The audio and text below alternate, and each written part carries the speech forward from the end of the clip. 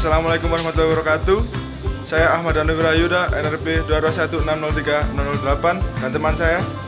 Hai, saya Dianovia Harifiana, NRP 2216030052. Dan yang terakhir. Hai, nama saya Ari Sugianto, NRP 2216030074. Di sini kami akan mempresentasikan kunjungan industri kami di PLN Garduindo 150 kV Simpang Gubeng, Surabaya. Di dalam mata kuliah Teknik Perbaikan dan Perawatan. Sekarang saya akan memaparkan poin-poin yang akan kita sampaikan pada video kali ini. Yang pertama yaitu sejarah PT PLN. Yang kedua, definisi transformator. Yang ketiga, jenis-jenis transformator. Kemudian yang keempat yaitu cara kerja dari transformator. Yang kelima, kerusakan pada transformator. Dan yang keenam, perbaikan dan perawatan pada transformator. Yang terakhir, yang ketujuh yaitu kesimpulan. Berikut ini adalah sejarah dari PT PLN Persero Indonesia. Saksikan mari.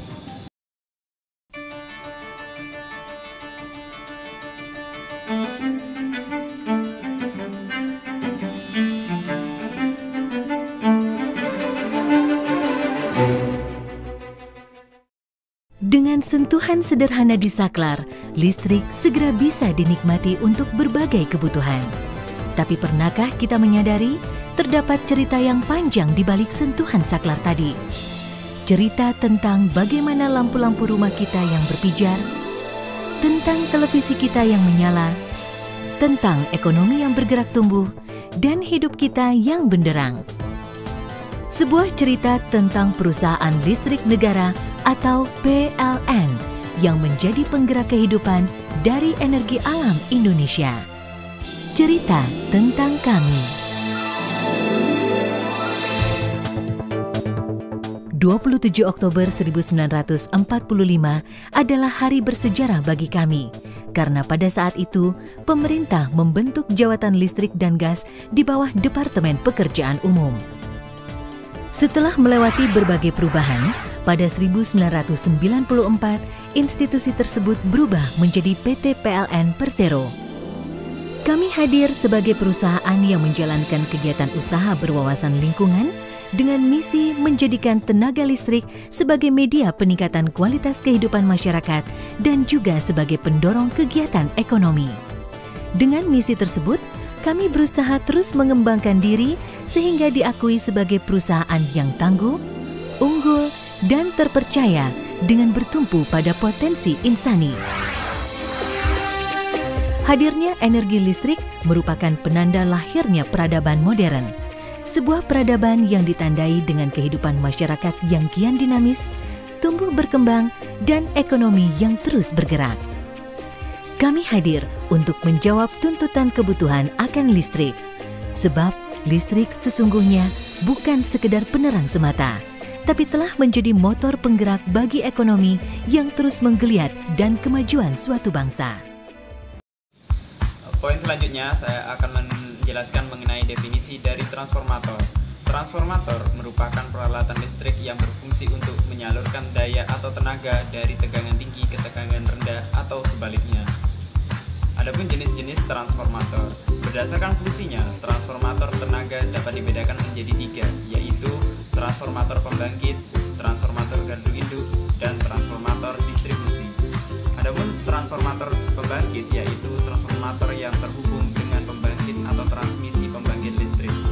Transformator pembangkit buatan BD ini umumnya digunakan di pembangkit listrik. Sedangkan transformator gardu induk yaitu sebuah subsistem dari sistem tenaga listrik, subsistem dari sistem penyaluran atau transmisi atau gardu induk mempunyai peranan penting dalam pengoperasiannya, tidak dapat dipisahkan dari sistem penyaluran atau transmisi secara keseluruhan. Kemudian transformator distribusi yaitu suatu sistem distribusi PLN yang berfungsi untuk menghubungkan jaringan ke konsumen atau untuk mendistribusikan tenaga listrik pada konsumen atau pelanggan, baik itu pelanggan tegangan menengah maupun pelanggan tegangan rendah. Poin selanjutnya kita akan menayangkan mengenai prinsip kerja transformator. Berikut tayangannya.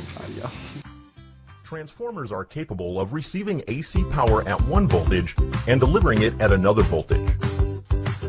In this way, They help achieve better transmission efficiency, electromagnetic induction.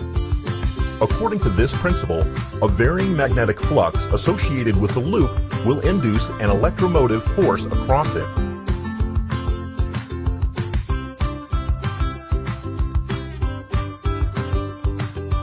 Such a fluctuating magnetic field can easily be produced by a coil and an alternating EMF system. A current-carrying conductor produces a magnetic field around it. The magnetic field produced by a coil will be as shown in the figure. With the fluctuating nature of the alternating current, the magnetic field associated with the coil will also fluctuate.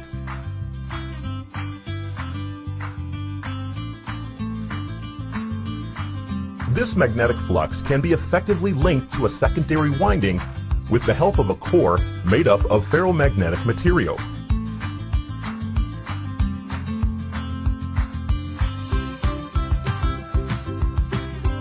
This fluctuating magnetic field will induce an EMF in the secondary coils due to electromagnetic induction.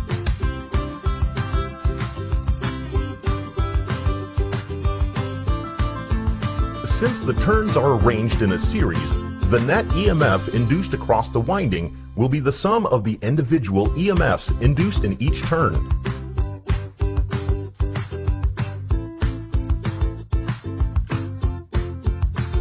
Since the same magnetic flux is passing through the primary and secondary coils, the EMF per turn for both the primary and secondary coils will be the same. The EMF per turn for the primary coil is related to the applied input voltage as shown. As a result, the induced EMF at the secondary coil is expressed as follows. This simply means that with fewer turns in the secondary than in primary, one can lower the voltage. For the reverse case, one can increase the voltage. But since energy is conserved, the primary and secondary currents have to obey the following relationship. Three-phase transformers use three such single-phase transformers, but with a slightly different coil configuration. Here, the primary and secondary coils sit concentrically.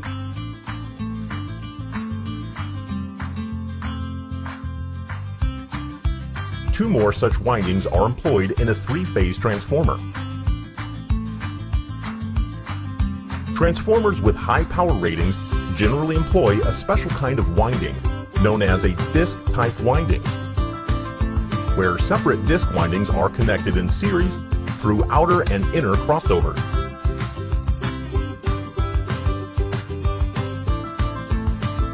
The low voltage windings are connected in a delta configuration,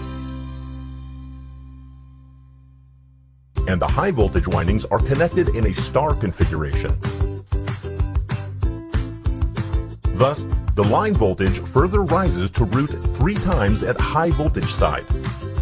This also means that, from a 3-phase step-up transformer, we can draw 4 output wires, 3 phase power wires, and 1 neutral.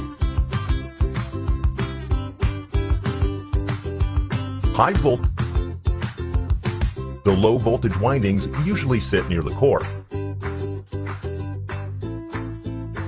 Poin selanjutnya adalah kerusakan pada transformator. Untuk yang pertama, kerusakan karena kesalahan berulang. Untuk yang kedua, kerusakan karena perlindungan jelek. Untuk yang ketiga, kerusakan karena pembebanan yang tidak baik atau abnormal. Dan untuk yang terakhir, kerusakan karena desain yang tidak standar dan bahan baku di bawah standar. Poin selanjutnya yaitu jenis pemeliharaan.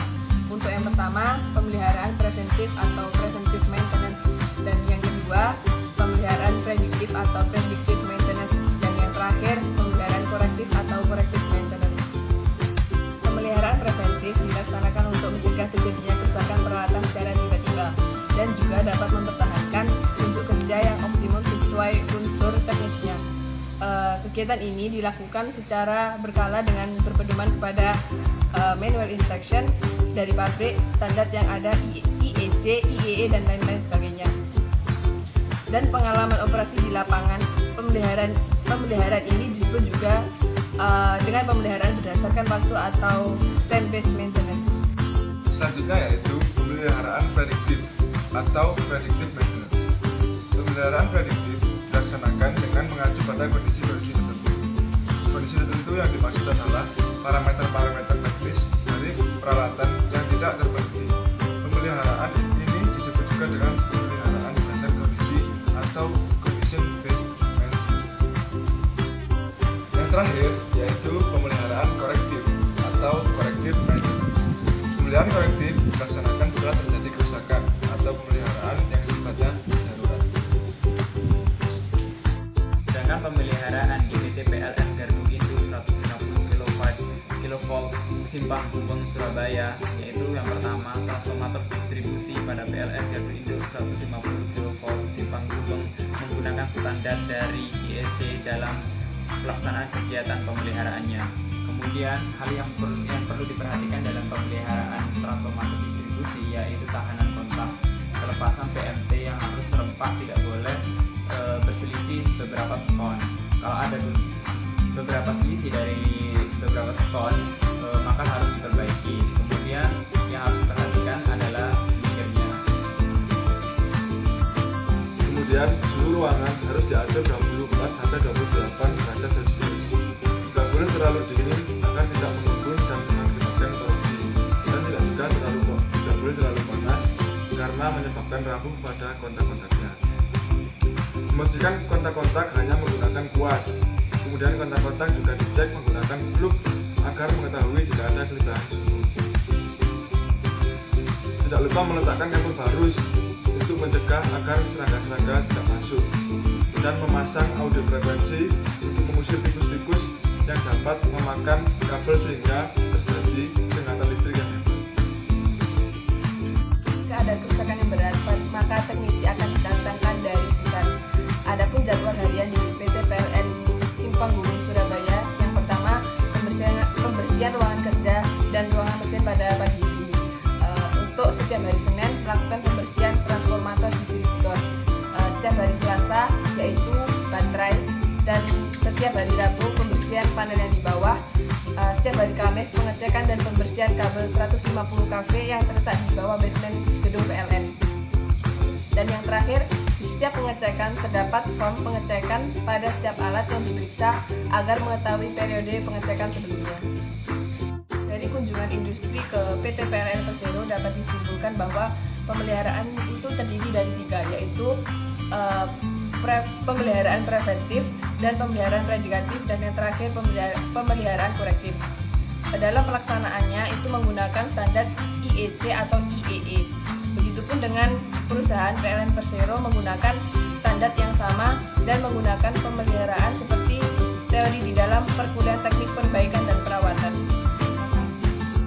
Ya, sekian video kami tentang kunjungan industri ke PLN Simpang Gubeng. Kurang lebihnya kami mohon maaf. Sekian dari kami. Wassalamualaikum warahmatullahi wabarakatuh.